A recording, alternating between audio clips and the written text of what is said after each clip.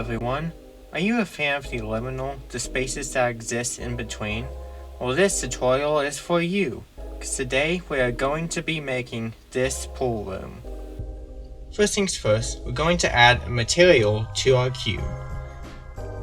And then we're going to add a brick texture. Plug it into the base color channel. Add a texture coordinate and mapping nodes. Make sure the UVs is connected to the vector. Now we want to make sure that the row height and brick widths are the same. And we're going to adjust the scale until it's at a place where we like it. From here, you have a few choices in what color you can make it. You can make it all white for a more optimistic feel, or you can make it more blue for a more depressing tone. For this one, we're going to go for white, because I believe that optimism is the spice that saves. And then we're going to add a bump node. We're going to plug a brick texture into the bump's height, and then the bump into our normals. We're going to play around with the mortar smoothness a bit, so we can give some illusion of height. And finally, we're going to set our offset to 0. And there you have it. Our pool room's texture is done. Now on to modeling the pool room itself. To make things easier, we're going to select all of our faces and then flip our normals. And then we're going to enable backface culling so we can see through the back of our faces.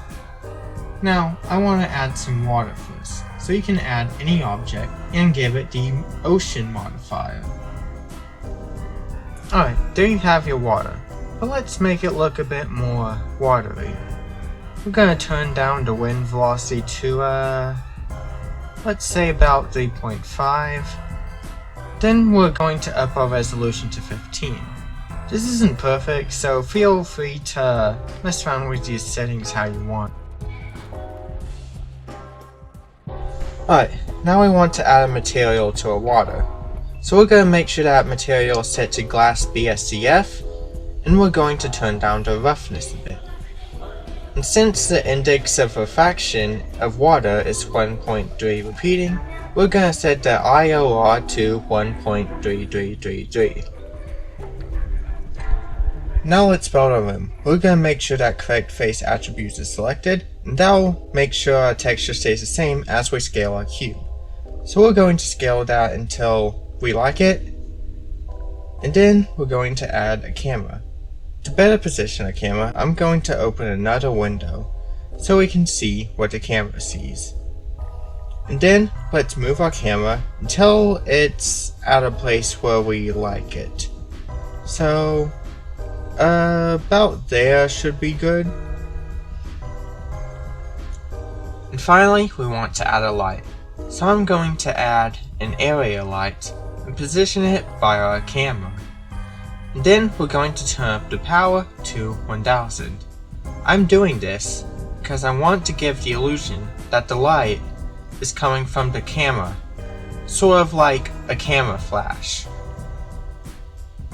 And now we just have to press render. And there you have the basics of making a pool room.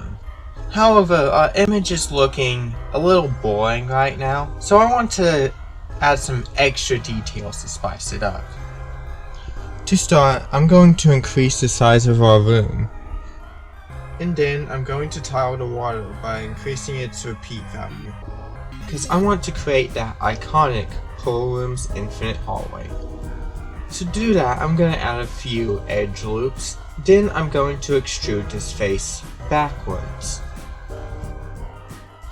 After we do this, I want to add some natural lighting, so I'm going to add some windows by adding several edge loops and then beveling those edge loops. Create an edge loop near the ceiling for some padding.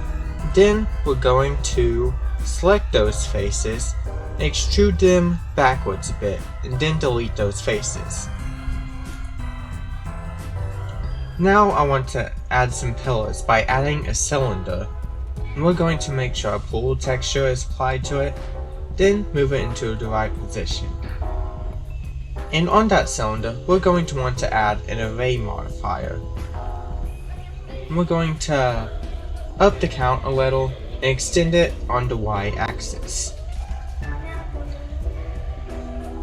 Our tile texture isn't looking quite right, so we're going to apply its scale, and then in edit mode, do Smart UV Pack. Finally, we're going to add some natural lighting. So, in our materials window, we're going to change it to the world. And we're going to add a sky texture and plug it into our background node.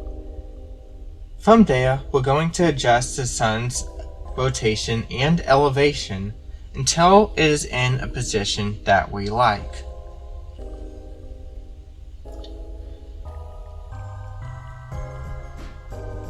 And finally, we're going to up the resolution on our ocean so we have some more. And at last, we can press render, and there we have our final image of our pool room.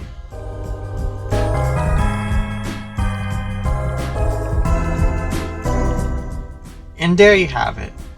Now you can make your own pool rooms. So go out there and make your own impossible spaces.